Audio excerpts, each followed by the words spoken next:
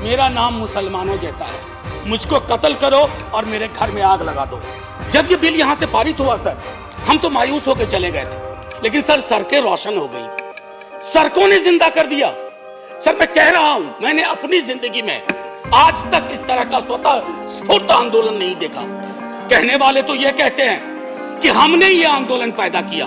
Sir अगर हमारी इतनी औकात होती ना तो हम उधर बैठे होते, इधर नहीं होते। तेरे माथे पे ये आंचल बहुत खूब है, लेकिन तुम इस आंचल से एक परचम बना लेते तो अच्छा था। आप कह रहे हैं 1 इंच पीछे नहीं हटेंगे। आप कहते हैं संसद से पारित कानून है। सर मैं तो 8 बरस का था, सुनता हूं इमरजेंसी भी संसद से ही पारित हुई थी। वापस हुआ कि नहीं? ऐसे फैसले जिससे संविधान के साथ फासला बढ़ता है, वो फैसले वापस होने होंगे। चुनाव है, चुनाव जीत लीजिए, हार लीजिए। सर जब देश ही हार जाओगे तो चुनाव क्या क्या करोगे? कुछ नहीं हो पाएगा सर। अब सर आप उस रेलवे को इस बहाने से उस बहाने से बेच रहे हैं, बोगी बेच रहे हैं, ट्रैक बेच रहे हैं। सर ये कमाल, सर बनने में बहुत वर्ष लगे हैं, बेचने में कुछ नहीं लगता है सर। 11 दिसंबर की शाम में जब ये बिल यहां से पारित हुआ, सर हम तो मायूस होकर चले गए थे कि हम इस संविधान को, इस पर हुए हमले को, इसकी प्रस्तावना को स्याह करने की कोशिश को बचा नहीं पाए। लेकिन सर सड़कें रोशन हो गई, सड़कों ने जिंदा कर दिया। सर मैं कह रहा हूं, मैंने अपनी जिंदगी में आज तक इस तरह का स्वतः स्फूर्त आंदोलन नहीं देखा। कहने वाले तो यह कहते हैं कि हमने ये आंदोलन पैदा किया। सर अगर हमारी इतनी औकात होती ना तो हम उधर बैठे होते, इधर नहीं होते। सर नहीं, ये पहली बार हुआ है। हमने सुना था मजाज का था, तेरे माथे पे ये आंचल बहुत खूब है, लेकिन तुम इस आंचल से एक परचम बना लेते तो अच्छा था। विरोध अपनी जगह, मैं बार बार दोहरा रहा हूं, हम में से किसी पॉलिटिकल पार्टी की इतनी हैसियत नहीं है कि पूरे देश में ऐसा स्वतः स्फूर्त आंदोलन कर दे। हमें अपनी कमियां पता है, कमजोरियां पता है, और माननीय प्रधानमंत्री जी को मैंडेट मिला था सर। लेकिन मैं कई दफा ये कह चुका हूं, a majority in parliament is not a license for majoritarian parliament. There is a distinction between that, and whichever nations have forgotten that, they have been forgotten by the history, sir. They have been forgotten by the history, sir. कितनी चीजें हैं sir. सारी अफसोस की बातें ये है कि ये सारे मसले और फैसले बापू की 150वीं जयंती वर्ष पे हो रहा है सर। मैं अभी हाल में मैंने खत लिखा बापू को, एक प्लेटफॉर्म पे छपा। मैंने कहा बड़ी मुश्किल होती है बापू, करें क्या, किससे कहें? आपस में भी बहुत बढ़िया संवाद नहीं है, और विवाद देश में इतना गहराता जा रहा है, किससे कहें? 1 इंच भी पीछे नहीं हटेंगे सर।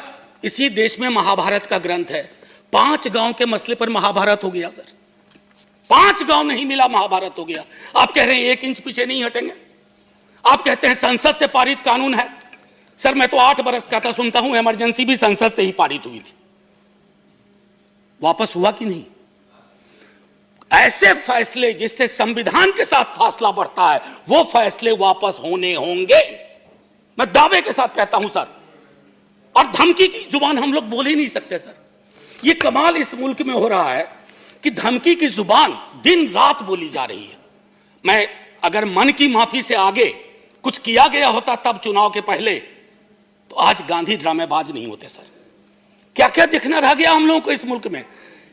पहले नेहरू पे आक्रमण, अब गांधी पे आक्रमण, फिर अंबेडकर पर आक्रमण, फिर संविधान पर आक्रमण, और आखिर में वी द पीपल पर आक्रमण। मैं बैठे पीछे से नहीं, पीछे से टिप्पणी नहीं, या बैठकर टिप्पणी ना करें प्लीज, बैठकर टिप्पणी ना। आग का क्या है, आग का क्या है, पल दो पल में लगती है, बुझते बुझते एक जमाना लगता है। चेयर को संबोधित करें, आप उनकी बात है। सर मैं वही कह रहा था कि ये जो धमकी की जुबान आ रही है, आज 0 आवर में भी मैंने एक नोटिस दिया था सर।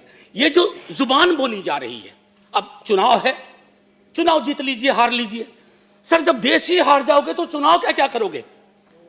कुछ नहीं हो पाएगा सर। एक चुनाव के लिए हमने क्या क्या कर दिया। इसलिए मैं कह रहा हूं सर कि अब हर दिन 30 जनवरी सा लग रहा है, हर दिन बापू का कत्ल हो रहा है, और हम विप्लव जी बाहर बैठ करके बेबसी का सुर सुना रहे थे एक दूसरे को। ये है हकीकत आज की, और ये हकीकत आज अगर हमें परेशान कर रही है, कल आपको भी परेशान करेगी, क्योंकि इकोसिस्टम खराब हो रहा है हमारे मुल्क का। हमारे मुल्क का जो स्वाभाविक चरित्र था वो खत्म हो रहा है। और अगर उसकी हमने पुनर्वापसी नहीं की सर, मैं माफी के साथ कहता हूं सर, पड़ोस में एक मुल्क था, मुल्क में एक प्रवृत्ति आई थी, वो बहुत दूर का नहीं लगेगा, तालिबान पराया नहीं लगेगा सर। और अगर नॉर्मलिटी कश्मीर में पूछनी हो, हमारे एलओपी हैं, हमारे कई बड़े बड़े नेता नजरबंद हैं, फिर भी लोग शमशान में विवाह का गीत गा रहे हैं। तो मैं सिर्फ इतना ही कहूंगा कि किसी तनहा चिनार से जाके पूछ लीजिए कश्मीर में, ए चिनार नॉर्मल कैसा लग रहा है, चिनार बता देगा। हम लोगों से मत संवाद करिए, पेड़ पौधों से ही करिए। Sir, time and again we are told that the parliament has functioned rapidly. I mean, there's lots of productivity, sir. Sir, I've said it earlier. Passing the number of bills and saying that this is the most productive parliament, no, sir. Sir, just in front of you, Sarpalli Radhakrishnan ji, he said the primary function of parliament is deliberative one. Sir, all of us should sit down and see how much of deliberation we have done. आधे घंटे में bill pass होता है sir, सुबह bill introduce होता है, इसको productive parliament नहीं कहते हैं। It's a mockery of the parliament, it's a mockery, and that should have got reflected in the president's address sir. So time and again we are also told citizens responsibility, lots have been spoken about it. So it's very fine, but then suddenly we are conspicuously silent about rights, sir. We don't wish to address the question of rights. अधिकार के, ये जो बच्चे बैठे हैं, महिलाएं बैठी हैं, वो अधिकार के लिए हैं सर। मैंने संविधान की इतनी बिक्री कभी नहीं देखी थी जितनी इन दिनों हुई है। हर कोई देखना चाहता है कि इससे पहले कि ये गायब हो जाए, इसको पकड़ के रख लो, ये संविधान कैसा है। सर, मैं एक टिप्पणी करना चाहूंगा सर, मेरा अभी 2 मिनट का वक्त है। मैं छोटी छोटी चीजें, कितनी बातें कहूं सर, असल में ये भी हो जाता है कि कैसे कोहेरेंस एस्टैब्लिश करें। रेलवे की रिस्ट्रक्चरिंग हो रही है सर। सर, हमारे आपके देखते देखते रेलवे जैसी अनूठी चीज, हिंदुस्तान को 2 ही चीज सर जोड़ती थी, एक रेलवे और एक लाइटर वैन में कहूं तो पनीर, कश्मीर से कन्याकुमारी। अब सर आप उस रेलवे को इस बहाने से उस बहाने से बेच रहे हैं, बोगी बेच रहे हैं, ट्रैक बेच रहे हैं। सर ये कमाल, सर बनने में बहुत वर्ष लगे हैं, बेचने में कुछ नहीं लगता है सर। पुरखों की जायदाद बेच करके मजे करने वाले लोगों के बारे में क्या कहते हैं सर, आप उसी इलाके से आते हैं। ये मैं इससे ज्यादा कुछ नहीं कहना चाहूंगा सर। कोऑपरेटिव फेडरलिज्म इस सरकार का बहुत प्यारा, मैं शब्द कहूं या जुमला कहूं, कोऑपरेटिव फेडरलिज्म। सर, आप इतने दिनों से सार्वजनिक जीवन में हैं, कभी आपने सुना कि 5-5, 6-6 राज्य सीए और एनआरसी पे, एनपीआर पे रेजोल्यूशन पेश कर रहे हैं? मुझे दुख है एक नागरिक के रूप में, एक पॉलिटिकल पार्टी के एक्टिविस्ट के रूप में नहीं, कि सड़कों पर कल को केंद्र राज्य की लड़ाई ना आ जाए, चाहे वो रिसोर्स डिस्ट्रीब्यूशन का मसला हो, या कोई कहता है कि ऐसा है, इससे ज्यादा की बात नहीं होगी। सो